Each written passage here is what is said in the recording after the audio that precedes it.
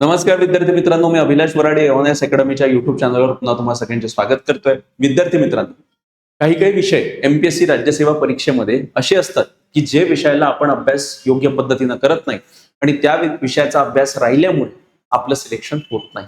आणि म्हणजे तुम्हाला बॅनर वाचून तुम्हाला आयडियात आली असेल की कोणत्या विषयाबद्दल इथं आपण आज चर्चा करणार. आता जरी संभ्रम असेल तरी मी डिटेलमध्ये सांगणारच आहे.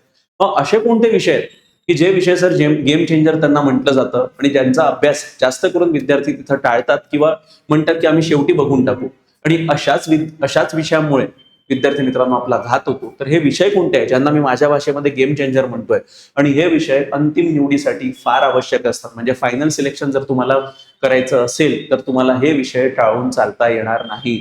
मग अशाच विषयाबद्दल इथं आपण आज चर्चा करणारे विद्यार्थी मित्रांनो. आता बघा की हे गेम चेंजर विषय नेमके कोणते आहेत बरं.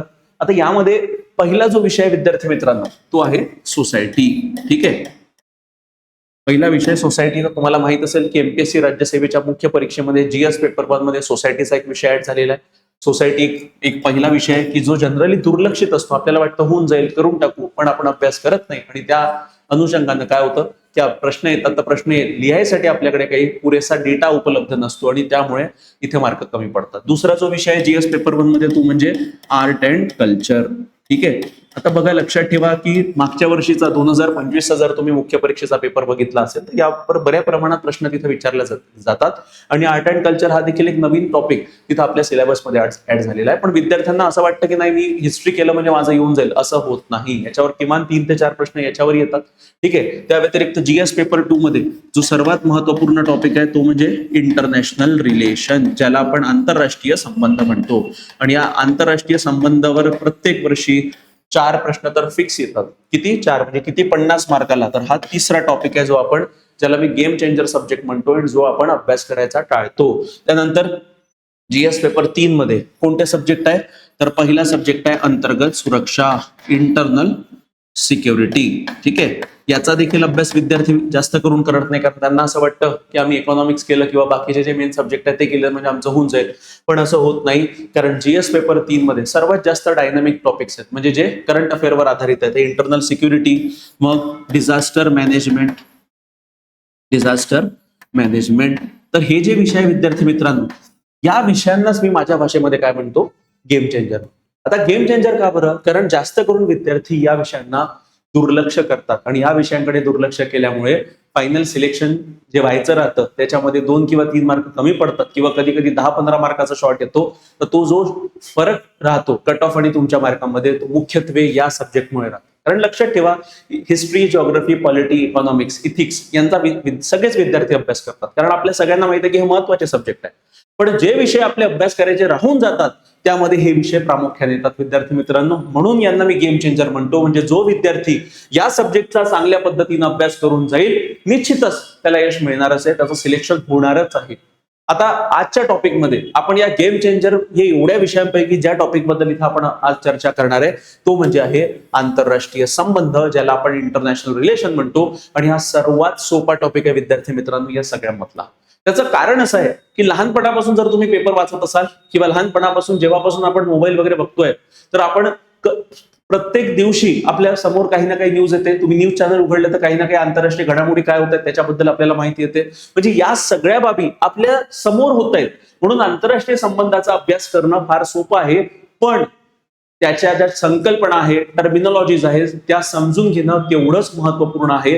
कारण प्रश्न जेव्हा तुमच्या पुढे येतो तर प्रश्नाचं उत्तर तुम्हाला जनरलाइजच उत्तर घ्यायचं आहे, पण ते उत्तर लिहिताना देखील तुमच्याकडे मुद्दे असले पाहिजे, तुमच्याकडे आकडेवारी असली पाहिजे, तुमच्याकडे फॅक्ट्स अँड फिगर असला पाहिजे. आणि त्या अनुषंगानं आपला अभ्यास तेवढा तरी असला पाहिजे की जेणेकरून जर 4 प्रश्न आले तर त्याचं उत्तर मी योग्य स्वरूपात लिहू शकेल.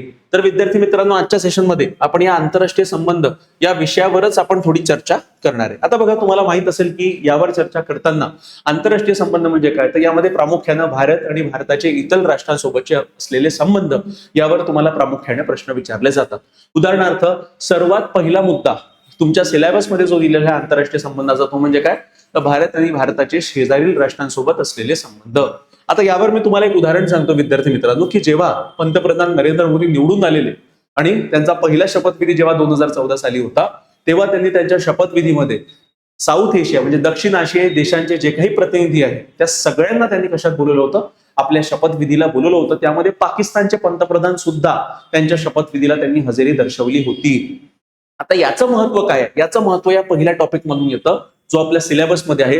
काय आहे? भारत आणि शेजारील राष्ट्र यांचे संबंध. म्हणजे भारतानं सर्वात जास्त महत्व आंतरराष्ट्रीय संबंधाच्या दृष्टिकोनातून जर आपण बघितलं किंवा भारताच्या परराष्ट्र धोरणाच्या भूमिकेतून आपण बघितलं तर भारत सर्वात जास्त महत्व कोणाला देतोय? आपल्या शेजारील राष्ट्रांना देतोय. कारण बघा सिंपल गोष्ट आहे, तुम्ही सगळं बदलू शकता पण आपण आपले शेजारी बदलू शकत नाही. म्हणून शेजाऱ्यांसोबत चांगले संबंध प्रस्थापित व्हावे हे फार आवश्यक आहे. आणि हे महत्व पंतप्रधान नरेंद्र मोदी यांनी 2014 सालीच ओळखलेलं होतं आणि त्या दृष्टिकोनातून त्यांनी तसे पावलं देखील टाकले होते. पण काय झालं तुम्हाला माहिती आहे की पाकिस्तान सोबत संबंध आपले त्यांनी सुरुवात म्हणजे जेव्हा ते सत्तेत आले तेव्हा त्यांनी सुरुवातीला संबंध सुधारण्यासाठी प्रयत्न केले, पण अचानक बॉम्ब हल्ले झाले, अचानक आपल्या सैन्यावर हल्ला झाला आणि हे जे काही दहशतवादी हल्ले पाकिस्तानच्या भूमीतून तिथं भारतात होत होते हे अजूनपर्यंत तिथं थांबण्याचं नाव घेत नाहीये. आणि त्यामध्येच पहलगामचा अटॅक झाला आणि त्यानंतर ऑपरेशन सिंदूर सारखं एक मिनी वॉर तिथं कंडक्ट केलं आपण पाकिस्तानच्या विरोधात. आणि हा सगळा जर आपण प्रकार बघितला तर कुठेतरी आपल्याला वाटतं की आंतरराष्ट्रीय संबंध आणि इंटरनॅशनल रिलेशनचा अभ्यास करताना या सगळ्या बाबींचा आपल्याला अभ्यास करणं अपेक्षित आहे.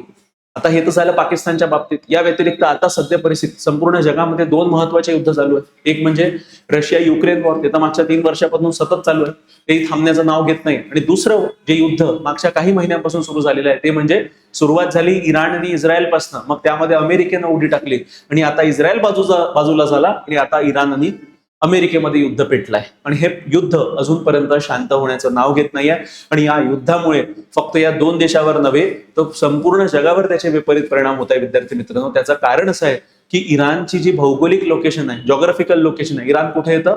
पश्चिम आशियामध्ये येतं. आणि तुम्हाला माहिती आहे की पश्चिम आशिया जगाच्या दृष्टिकोनातून जे कच्चं तेल आहे ज्याला आपण क्रूड ऑइल म्हणतो, ज्याच्यातून पेट्रोल, डिझेल, नैसर्गिक वायू काढले जातात, त्याचं मोठ्या प्रमाणावर उत्पादन या पश्चिम आशियाई देशांमध्ये होतं.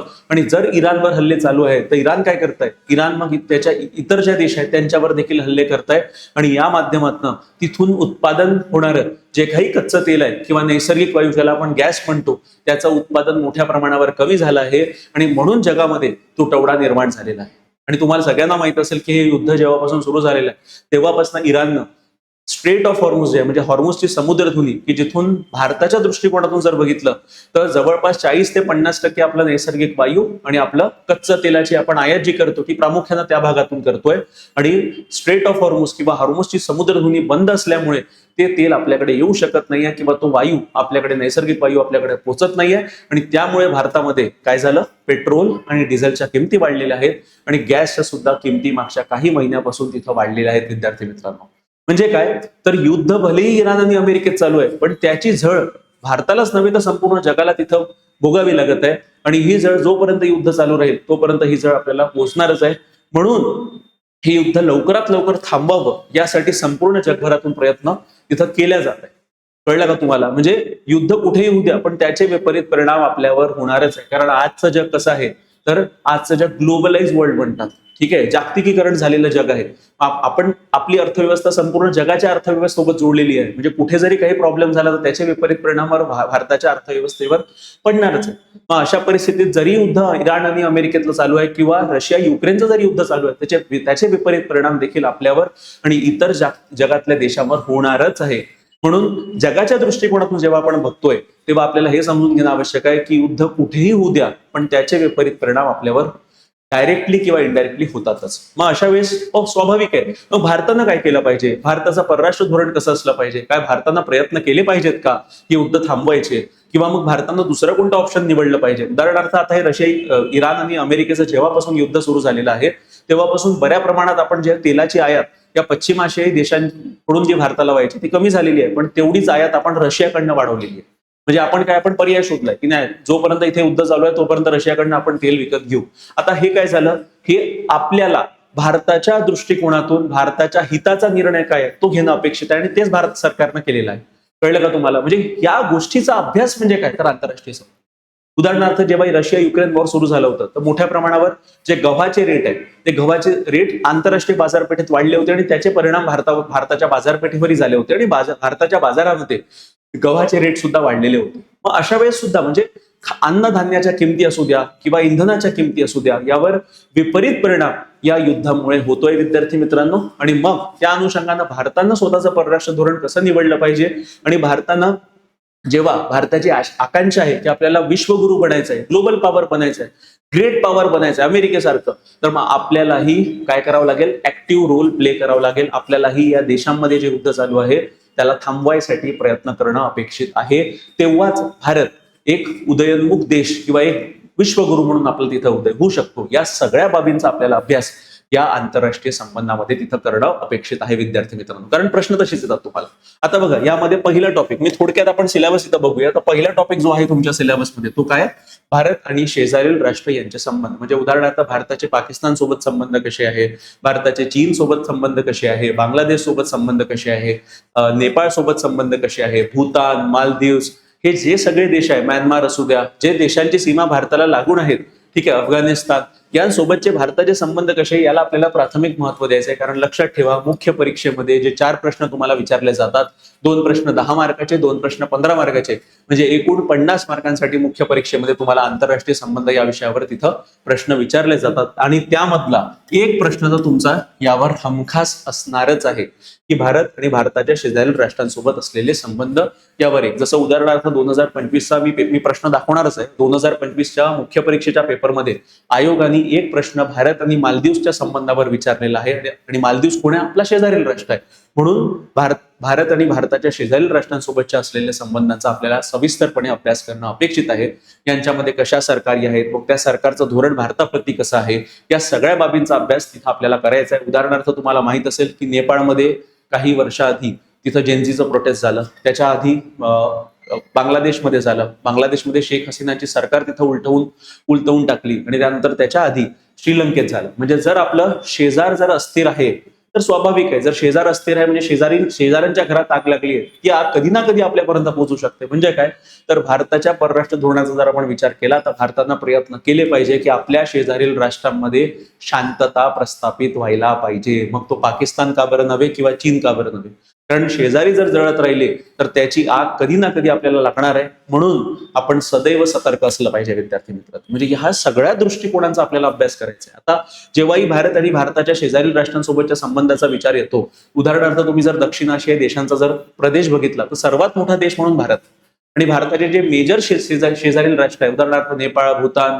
बांगलादेश, मालदीव, जे छोटे छोटे देश आहेत, यांना भीती असते की भारत आपल्याला गिळंकृत करू शकेल. पण भारतानं स्पष्टपणे सांगितलंय की आमचा जेवढा भूभाग आहे तेवढाच आम्हाला हवा आहे, आम्ही कोणाचाही भूभाग आम्ही बळकावणार नाही, कारण आमचा तसा काही उद्देशच नाही. आणि हे आपण 1947 पासून आपलं जे परराष्ट्र धोरण आहे त्या माध्यमातून आपण सतत आपल्या शेजाऱ्यांना आश्वस्त करतोय की असं आम्ही काहीही करणार नाही. जर करायचं असतं आम्ही केलं असतं, ठीक आहे, करायचं असतं तर केलं असतं. उदाहरणार्थ चीनच्या बाबतीत बघा, चीनला विस्तारवादी देश म्हणतात. विस्तारवादी देश म्हणजे काय, एक्सपान्शनिस्ट पॉवर आहे.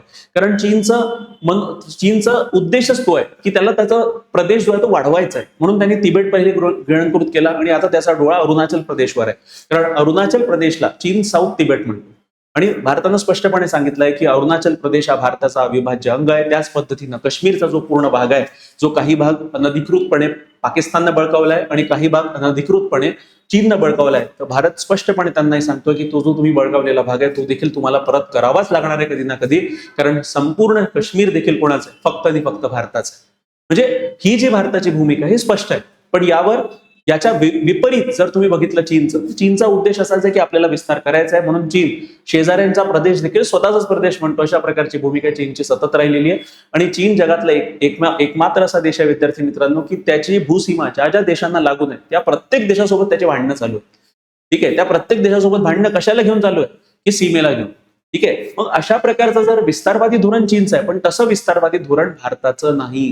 म्हणून या सगळ्या गोष्टींचा आपल्याला अभ्यास करणं अपेक्षित आहे. आता जेव्हाही आपण शेजारी राष्ट्रांसंदर्भाचा भारताचा उल्लेख करतो तर आपले शेजारी राष्ट्र भारताच्या दृष्टिकोनातून जेव्हा आपण बघतो तर भारत कसा ना, भारत हा खूप मोठा देश आहे. म्हणून आपण कसं की आपल्या शेजारी राष्ट्रांचा आपल्यावर आरोप असतो की भारत आम्हाला वागवताना बिग ब्रदर सारखं वागवतो, म्हणजे मोठ्या भावासारखा वागणूक देतो, इक्वल ट्रीटमेंट देत नाही, अशा प्रकारचा आरोप आपले शेजारील राष्ट्र भारताच्या परराष्ट्र धोरणावर करतात. पण भारतानं स्पष्टपणे म्हटलेलं आहे, असा आमचा कोणताही उद्देश नाही. कितीही छोटा देश असू द्या, कितीही मोठा देश असू द्या, जेव्हा किंवा दोन देशाचे प्रतिनिधी मिळतात, भेटतात, तर त्यांची भेट समान लेवलवर असते, हे भारतानं स्पष्टपणे या छोट्या छोट्या देशांना देखील सांगितलेलं आहे. म्हणजे काय, तर पहिला टॉपिक जो आहे तो फार महत्वपूर्ण आहे, कारण यावर प्रत्येक वर्षी किंवा एक प्रश्न तुम्हाला विचारला जाणारच आहे, लक्षात ठेवा. दुसरं, द्विपक्षीय संबंध म्हणजे बायलॅटरल रिलेशन. कोणासोबत, तर डेव्हलप कंट्रीज आणि डेव्हलपिंग कंट्रीज म्हणजे विकसित आणि विकसनशील देश, उदाहरणार्थ भारत अमेरिका संबंध, भारत चीन, Bharat Japan, Bharat France, Bharat Germany, Bharat Australia, Bharat Russia, ठीक आहे, भारत ब्राझील, या देशांसोबतचे जे असलेले भारताचे संबंध आहे याचा देखील आपल्याला सविस्तर अभ्यास करणं आवश्यक आहे. आणि भारताचे पंतप्रधान मागच्या 1 वर्षामध्ये ज्या ज्या देशांमध्ये त्यांनी दौरे केलेले आहेत त्या देशांसोबत भारताचे कसे करार झाले आहेत हे थोडक्यात त्याची माहिती असणं अपेक्षित आहे. उदाहरणार्थ, भारत ऑस्ट्रेलिया संबंध, आता काही दिवसांआधी आपले पंतप्रधान ऑस्ट्रेलियाच्या दौऱ्यावर गेले होते, जर्मनीच्या दौऱ्यावर गेले होते. मग या दौऱ्यामध्ये काय तिथं महत्वपूर्ण घडामोडी झाल्या त्याची माहिती तुम्हाला असली पाहिजे, कारण त्यावर देखील तुम्हाला प्रश्न विचारल्या जातात. तर मग द्विपक्षीय संबंध, प्रादेशिक व जागतिक गट. प्रादेशिक गट म्हणजे काय, रिजनल ग्रुपिंग म्हणतात. उदाहरणार्थ, जेव्हा आपण दक्षिण आशियाचा विचार करतो तर इथं जे प्रादेशिक संघटना आहे ती आहे SAARC, south Asian association of regional cooperation, आणि दुसरी म्हणजे बिमस्टेक. आणि यावर 2025च्या मुख्य परीक्षेमध्ये तुम्हाला प्रश्न विचारला गेलेला आहे. म्हणजे विविध भागांमध्ये, जगातील विविध भागांमध्ये असलेल्या ज्या काही प्रादेशिक संघटना आहेत त्याचे भारतासोबत असलेले संबंध याचा देखील आपल्याला अभ्यास करायचा आहे. आणि जिथे जिथे भारत सदस्य आहे, उदाहरणार्थ सार्कमध्ये, बिमस्टेकमध्ये भारत सदस्य आहे, त्याचा अभ्यास चांगल्याने करायचा आहे. SCO, शांघाई कोऑपरेशन ऑर्गनायझेशन, याचा देखील अभ्यास करायचा आहे. ब्रिक्सचा अभ्यास आपल्याला चांगल्याने करायचा आहे. मग भारत आणि आसियान सोबत असलेले संबंध म्हणजे जे साऊथ ईस्ट एशिया आहे, ठीक आहे, या आग्नेय आशियातील जे देश आहे यांच्यासोबत असलेले भारताचे संबंध याचा देखील अभ्यास आपल्याला सविस्तरपणे तिथं करायचा. विद्यार्थी मित्रांनो, हे तर प्रादेशिक. आणि दुसरं म्हणजे जागतिक गट, G20, G7, ठीक आहे, त्या व्यतिरिक्त युनायटेड नेशन, ठीक आहे, international monetary fund, world bank, यांचे नावं तुम्ही ऐकलेले असतील. तर यासोबत यामध्ये भारताचा भूमिका काय आहे, भारताच्या हिताचं काय निर्णय तिथे घेतले जातात, यावर देखील आपल्याला अभ्यास करणं अपेक्षित आहे. आणि भारताचा समावेश असणारे किंवा भारताच्या हितसंबंधाला बाधा पोहोचवणारे करारनामे, म्हणजे जे काही आंतरराष्ट्रीय पातळीवर जे करारनामे होतात, अग्रीमेंट होतात, जर त्याचे भारतावर पॉझिटिव्ह परिणाम काय, निगेटिव्ह परिणाम काय, या सगळ्या गोष्टींचा आपल्याला अभ्यास करणं अपेक्षित आहे विद्यार्थी मित्रांनो. तर हा झाला आपला पहिला टॉपिक. आणि दुसरा काय, जसं मी तुम्हाला सांगितलं की भारताचे विकसित आणि विकसनशील देशांसोबतचे असलेले संबंध यावर देखील तुम्हाला प्रश्न विचारले जातात. त्यामध्ये आंतरराष्ट्रीय ज्या काही अभिकरणे आहेत, आंतरराष्ट्रीय मंच आहेत, मग इंटरनॅशनल मॉनिटरी फंड असू द्या, वर्ल्ड बँक असू द्या, युनायटेड नेशन्स असू द्या, ब्रिक्स असू द्या, शांघाई कोऑपरेशन ऑर्गनायझेशन असू द्या, हे कसं काम करतात, काय करतात, कोणत्या निर्णय घेतलेले आहे, याबद्दल थोडक्यात आपल्याला माहिती असणं अपेक्षित आहे. तर विकसित व विकसनशील देशांच्या धोरणांचा व राजकारणाचा भारताच्या हितसंबंधावर होणारा परिणाम याचा देखील आपल्याला अभ्यास करणं अपेक्षित आहे. मग इंडियन डायस्पोरा. इंडियन डायस्पोरा म्हणजे काय, ज्याला मराठीमध्ये परदेशस्थ भारतीय किंवा देशांतरित जनसमूह म्हणतात. म्हणजे जे लोक भारतीय वंशाचे आहेत पण विदेशात स्थायिक झालेले आहेत किंवा काही कामानिमित्त गेलेले आहेत, अशा लोकांना इंडियन डायस्पोरा म्हटलं जातं. म्हणजे थोडक्यात जर यांचं मी सांगायला गेलं तर जेव्हाही आपले पंतप्रधान किंवा मोठा नेता विदेशच्या दौऱ्यावर जातो तर तेव्हा भारतीय वंशाचे लोक त्यांना स्वागत करायला तिथे उभे राहतात. तर हे जे भारतीय वंशाचे लोक तिथे आहेत यांनाच म्हणतात विद्यार्थी मित्रांनो इंडियन डायस्पोरा. आता हा इंडियन डायस्पोरा महत्वाचा का बरं आहे, कारण हे लोक मूळचे भारतीय असतात पण काही कामानिमित्त तिथे सेटल झालेले असतात. मग काय करतात, तिथे पैसे कमवतात आणि ते पैसे कमवून भारतात पाठवतात. म्हणजे याच्यामुळे जो फॉरेक्स रिझर्व्ह आहे आपला, म्हणजे डॉलरच्या रूपामध्ये जो पैसा आहे तो भारताकडे वाढतो, हे एक महत्व आहे यांचं. दुसरी गोष्ट की हे इंडियन डायस्पोरा म्हणजे हे मूळ भारतीय वंशाचे लोक आहेत. मग हे जेव्हा भारतीय वंशाचे लोक काही वर्षाआधी 100-200 वर्षाआधी स्थायिक झाले असतील तर हे स्वतःसोबत भारताची कला, परंपरा, संस्कृती या सगळ्या गोष्टी त्यांनी तशाच पद्धतीनं जोपासायला पाहिजे. आणि भारत आणि त्या देशामध्ये जे काही भारतीय वंशाचे लोक राहत आहेत त्यांची नाळ अजूनही अतूट राहायला पाहिजे, हा उद्देश असतो या इंडियन डायस्पोराला. म्हणजे एक प्रकारे आपण आंतरराष्ट्रीय संबंधाच्या भाषेमध्ये म्हणतो सॉफ्ट पॉवर. म्हणजे जे सॉफ्ट पॉवर मध्ये काय येतं, कला येतो, पिक्चर येतात, बॉलिवूडच्या मूवीज येतात, सॉंग्स येतात, योगा येतो, धर्म येतो, ठीक आहे, या सगळ्या बाबी सॉफ्ट पॉवरच्या दृष्टिकोनातून तिथे वापरल्या जातात. म्हणजे भारत आणि त्या देशासोबतचे जर संबंध तुम्हाला सुधारवायचे असेल तर सॉफ्ट पॉवर एक माध्यम. आणि दुसरा पॉवर कोणता आहे, हार्ड पॉवर. म्हणजे काय, तिथं मिलिटरीचा वापर करून, मिसाईलचा वापर करून, न्यूक्लिअर वेपनचा वापर करून जेव्हा तुम्ही दुसऱ्या देशाला बळजबरीनं आपल्या गोष्टी तिथं कंडक्ट करायला सांगता त्याला म्हणतात हार्ड पॉवर. किंवा आर्थिक काहीतरी त्याच्यावर निर्बंध टाकायचे, या सगळ्या गोष्टी हार्ड पॉवरवर येतात. पण या हार्ड पॉवरच्या माध्यमातून तुमच्या देशाप्रती त्या देशांच्या नागरिकांमध्ये चांगली भावना निर्माण होत नाही. पण सॉफ्ट पॉवर जे आहे, म्हणजे आपली कला, संस्कृती, ठीक आहे, आपले गाणे, मनोरंजनाच्या विविध साधनं यांचा जर प्रचार प्रसार झाला तर त्या माध्यमातून भारताची एक पॉझिटिव्ह इमेज त्या देशामध्ये तयार होते. आणि त्यामध्ये महत्वपूर्ण भूमिका कोण निभवते? इंडियन डायस्पोरा, म्हणजे भारतीय वंशाचे जे लोक त्या देशामध्ये स्थायिक झालेले आहेत ते. त्यानंतर महत्वाच्या आंतरराष्ट्रीय संस्था, जसं मी सांगितलं संयुक्त राष्ट्र, आणि तुम्हाला संयुक्त राष्ट्रावर 2025च्या मुख्य परीक्षेमध्ये एक प्रश्न विचारलेला गेलेला आहे. आणि त्या प्रश्नामध्ये मुख्यत्वे आंतरराष्ट्रीय जे युनायटेड नेशन्स आहेत किंवा संयुक्त राष्ट्रामध्ये कशा प्रकारच्या सुधारणा झाल्या पाहिजे. तुम्हाला सगळ्यांना माहित असेल की संयुक्त राष्ट्राची सर्वात महत्वपूर्ण बॉडी जी आहे तिचं नाव आहे युनायटेड नेशन सिक्युरिटी काउन्सिल, म्हणजे संयुक्त राष्ट्राची सुरक्षा परिषद. आणि या सुरक्षा परिषदेमध्ये भारताला स्थायी सदस्यत्व, परमनंट मेंबरशिप मिळावी यासाठी भारत मागच्या काही वर्षापासून प्रयत्न करतोय, पण तरी देखील रिफॉर्म्स होत नाहीये. म्हणजे असे प्रश्न तुम्हाला येतात. त्यानंतर अभिकरणे, मंच, त्यांची रचना व जनादेश, या सगळ्या गोष्टींचा तुम्हाला थोडक्यात अभ्यास करणं अपेक्षित आहे. कारण प्रत्येक टॉपिकवर किमान एक प्रश्न तरी तुम्हाला विचारला जाऊ शकतो. म्हणजे अशा पद्धतीनं विद्यार्थी मित्रांनो तुम्हाला आंतरराष्ट्रीय संबंध या विषयाचा अभ्यास करायचा आहे. आणि बघा, सब्जेक्ट सोपा आहे, सब्जेक्ट इंटरेस्टिंग आहे, फक्त काही टर्मिनॉलॉजी समजून घेणं आवश्यक आहे, संकल्पना समजून घेणं आवश्यक आहे, आकडेवारी असणं आवश्यक आहे, की जेणेकरून जर तुम्हाला प्रश्न विचारला तर तुमच्याकडे योग्य आकडेवारी, योग्य डेटा, योग्य शब्दात जर तुम्ही मांडला तर तुम्हाला इथे 50 पैकी किमान 30 मार्क तरी मिळाले पाहिजे. अशा प्रकारचा टार्गेट तुमचा असला पाहिजे. तर हा झाला सिलेबस. आता सर्वात महत्वपूर्ण म्हणजे काय, तर सर मग याच्यावर पूर्वपरीक्षेत प्रश्न पडतात का, मग त्याचं प्रूफ काय, तर हे प्रूफ आहे. तर लक्षात ठेवा विद्यार्थी मित्रांनो, जसं मी तुम्हाला सांगितलं की आंतरराष्ट्रीय संबंधावर तुम्हाला चालू घडामोडी अंतर्गत तिथं पूर्व परीक्षेच्या पेपरमध्ये प्रश्न विचारले गेलेले आहेत. उदाहरणार्थ 2026 मध्ये तब्बल 3 प्रश्न, म्हणजे 6 मार्कांसाठी प्रश्न तुम्हाला कुठे विचारले गेले होते? पूर्व परीक्षेमध्ये विचारले गेले होते. त्यामध्ये पहिला प्रश्न कोणत्या बंदरावर होता? चाबहार बंदर. ठीक आहे, आता तुम्हाला माहित असेल हा प्रश्न का बरं विचारला, मी त्याचं लॉजिक सांगतोय. चाबहार बंदराचा प्रश्न याच्यासाठी विचारला गेलेला आहे कारण इराण आणि अमेरिकेचं युद्ध चालू आहे. आणि या इराण आणि अमेरिकेच्या युद्धाचे परिणाम कशावर होत आहे, तर स्ट्रेट ऑफ हॉर्मुझ जी आहे, म्हणजे हॉर्मुझची समुद्रधुनी आहे, या युद्धामुळे ती बंद पडलेली आहे. आणि या स्ट्रेट ऑफ हॉर्मुझ जवळ जे एक बंदर आहे, जे बंदर भारतानं विकसित केलेलं आहे, ते बंदराचं नाव आहे चाबहार बंदर. आणि हे बंदर कुणाचं आहे? इराणचं आहे. आणि तिथं जो काही पैसा एक टर्मिनल डेव्हलप करायला लावलेला आहे तो भारतानं लावलेला आहे.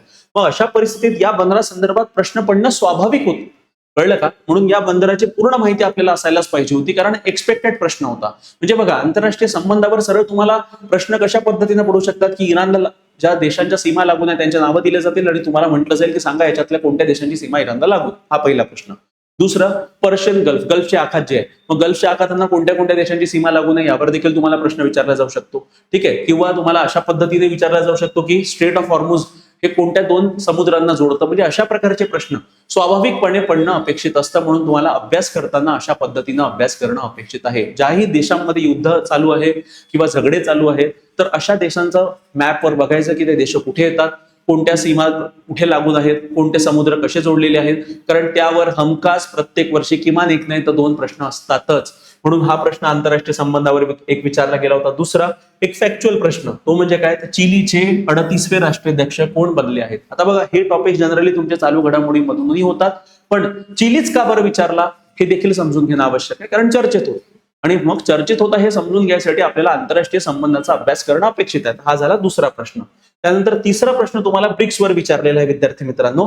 तर ब्राझीलचा ब्रिक्स चेअरशिप 2025च्या प्रमुख प्राधान्यामध्ये पुढील बाबींचा समावेश आहे.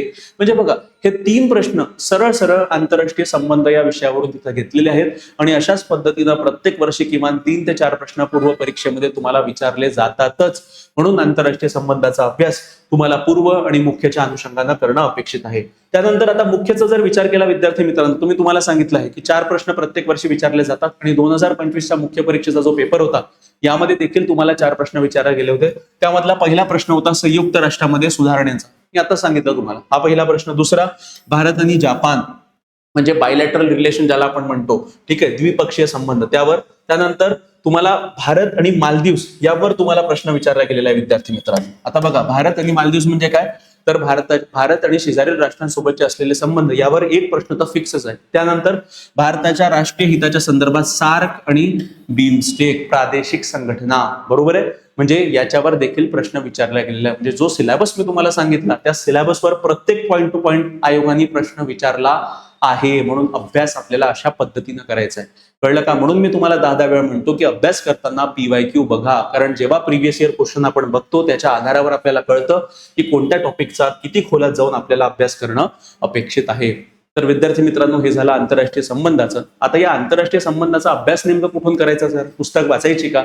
तर हो, जर तुम्हाला पुस्तक वाचायची असेल तर मी स्वतः विवेक पवार सरांसोबत एक पुस्तक लिहिली आहे. त्याचं नाव आहे international relation and Indian foreign policy, आणि एकदम एक्झाम ओरिएंटेड फॉर्म मध्ये ही पुस्तक विद्यार्थी मित्रांनो आम्ही लिहिलेली आहे. यामध्ये बॉक्सेस फॉर्म मध्ये जिथे जिथं काही संकल्पना येत आहेत तर त्या संकल्पनाचा तिथं अर्थ तिथंच आम्ही लिहिलेला आहे की जेणेकरून तुम्हाला प्रत्येक गोष्टी तिथं समजून येतील आणि तुम्हाला इंटरनेटवर वगैरे जायची आवश्यकता पडणार नाही. आणि प्रत्येक चॅप्टरच्या नंतर त्या टॉपिकवर कशा पद्धतीनं प्रश्न आयोगाने विचारलेले आहेत, UPSC मध्ये काही प्रश्न विचारले असतील तर ते देखील आम्ही तिथे टाकलेले आहेत. आणि अशा पद्धतीनं प्रॉपर परिपूर्णपणे करंट डेटा पूर्ण टाकून ही पुस्तक आम्ही बनवलेली आहे. तर ही अवश्य तुम्ही विकत घ्या. ही पुस्तक फ्लिपकार्ट आणि Amazon या 2 प्लॅटफॉर्म सध्या परिस्थितीत आहे आणि आमच्या ऍपवर लवकरात लवकर ही पुस्तक अवेलेबल होईल. पण अवश्य वाचा, कारण ही एक्झाम ओरिएंटेड पुस्तक बनवलेली आहे आणि UPSC, MPSC, नेट सेटचा जर अभ्यास करत असाल तर अवश्य तुम्हाला याचा लाभ होणारच आहे. सध्या परिस्थितीत ही पुस्तक इंग्रजीमध्ये मार्केटमध्ये आलेली आहे. मराठीमध्ये 10 ते 12 दिवसात लवकरात लवकर मराठीमध्ये सुद्धा ही पुस्तक अवेलेबल होणार आहे. जशी आली तसं आम्ही तुम्हाला कळवणारच आहे. या व्यतिरिक्त लक्षात ठेवा विद्यार्थी मित्रांनो, जर तुम्हाला आंतरराष्ट्रीय संबंधाचा अभ्यास करायचा असेल तर एकदम क्लिष्ट कन्सेप्ट एकदम सोप्यातल्या सोप्या भाषेत इथं मी स्वतः तुम्हाला सांगितलेले आहे. आणि त्यासाठी एक मॉड्यूल आमचा अवेलेबल आहे आंतरराष्ट्रीय संबंधाचा. या मॉड्यूलमध्ये लाईव्ह प्लस रेकॉर्डेड अशा दोन्ही फॉर्ममध्ये आंतरराष्ट्रीय संबंधाचे लेक्चर्स टॉपिक निहाय मी तिथं बनवणार आहे. आणि याची किंमत, नॉर्मल किंमत 1500 रुपये होती, पण आता 15 ऑगस्टच्या निमित्तानं आम्ही याची किंमत सध्या परिस्थितीत फक्त 999 ठेवलेली आहे. तर एवढ्या कमी किमतीत हा संपूर्ण वर्षभरात हा सर्वात मोठा ऑफर आहे विद्यार्थी मित्रांनो. तर अवश्य तुम्ही आंतरराष्ट्रीय संबंधाचं जे आमचं मॉड्यूल आहे ते अवश्य तुम्ही विकत घ्या. फक्त तुम्हाला काय करायचं आहे, आमची ऍप डिस्क्रिप्शन मध्ये ऍपची लिंक दिलेली आहे, तिथून ऍप डाउनलोड करा. ऍप डाउनलोड केल्यानंतर MPSCचा सेक्शन निवडा. MPSCचा सेक्शन मध्ये आंतरराष्ट्रीय संबंधाचं मॉड्यूल बघा आणि ते विकत घ्या. आणि निश्चितच तुम्हाला सांगतो, प्रत्येक गोष्टीमध्ये प्रत्येक लेक्चरमध्ये क्वालिटी दिसेल, त्यासोबत तुम्हाला नोट्स मिळतील. ठीक आहे, प्रिंटेड नोट्स तुम्हाला त्याच्यामध्येच इन्क्लूड असणार आहे. तर हे लक्षात ठेवा, या सगळ्या बाबी तुम्हाला या आंतरराष्ट्रीय संबंधाच्या मॉड्यूलमध्ये मिळणार आहे. तर अवश्य हा टॉपिक तुम्ही अभ्यासा, कारण मी पहिलेच सांगितलेला आहे हा गेम चेंजर सब्जेक्ट आहे हे सब्जेक्ट, कारण जास्त करून विद्यार्थी याचा अभ्यास करत नाही. पण जर तुम्ही अभ्यास केला तर निश्चितच तुम्हाला विद्यार्थी मित्रांनो फायदा होणारच आहे.